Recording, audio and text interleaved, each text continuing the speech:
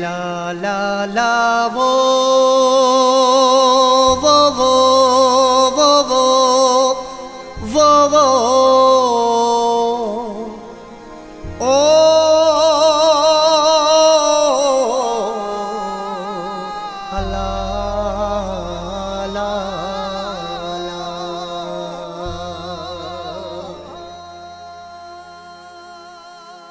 ओ मुझी आखिरी यारो वसीयत थव ओ मुझी आखिरी यारो वसीयत थव जन जीअर न मुए जो कदुर कयो से मौत मुझे ते न अचण ॾिजो इहा दिल सां खे नसीहत थव ओ मुझी आखिरी यारो वसीयत थव ओ मुझी आखिरी यारो वसीयत थव जन जीअर न मुए जो कदुर कयो से मौत मुझे ते न अचण ॾिजो इहा दिल सां खे नसीहत थव ओ मुझी आखिरी यारो वसीयत थव ओ मुझी आखिरी यारो वसीयत थव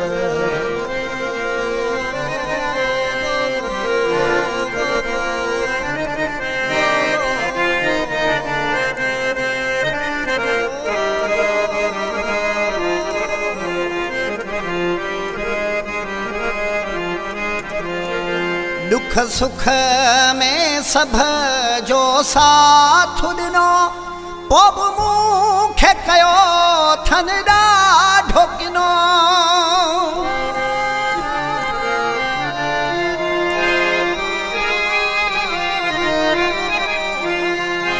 दुख सुख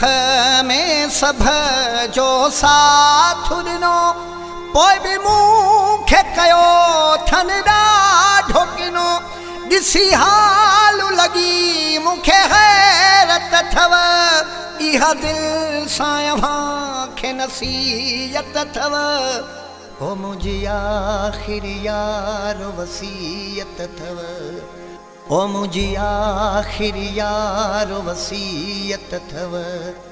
जन जीअर न मुए जो कदुर कयो से मौत मुझे ते न अचण ॾिजो इहा दिल सां खे नसीहत थव ओ मुझी आखिरी यारो वसीयत थव ओ मुझी आखिरी यारो वसीयत थव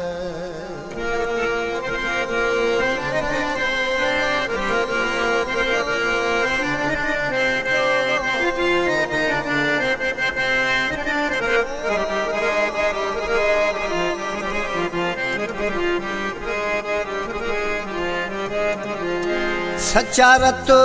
जा रिश्ता पाणी थी विया माण्हू मतलब वारी कहाणी थी विया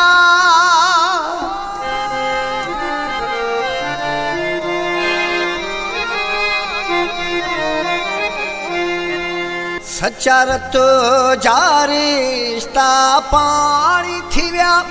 माण्हू मतलब वारी कहाणी थी विया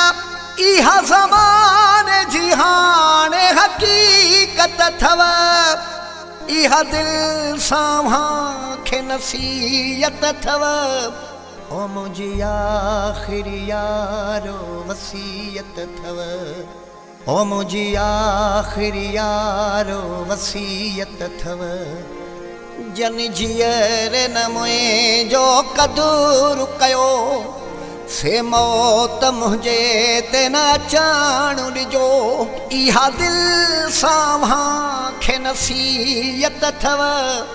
ओ मुझी आखिरी यारो वसीयत थव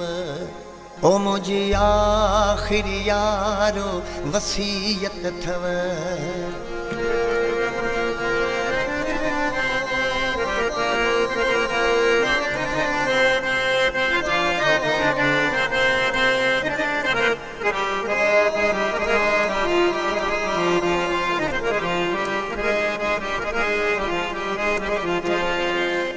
नेठि हशर ॾिहाड़ो ईंदो मिठा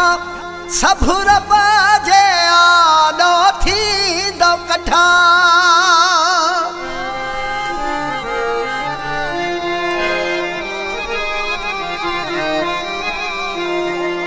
नेठि हशर ॾिहाड़ो ईंदो मिठा सभु रब जे आॾो थींदो कठा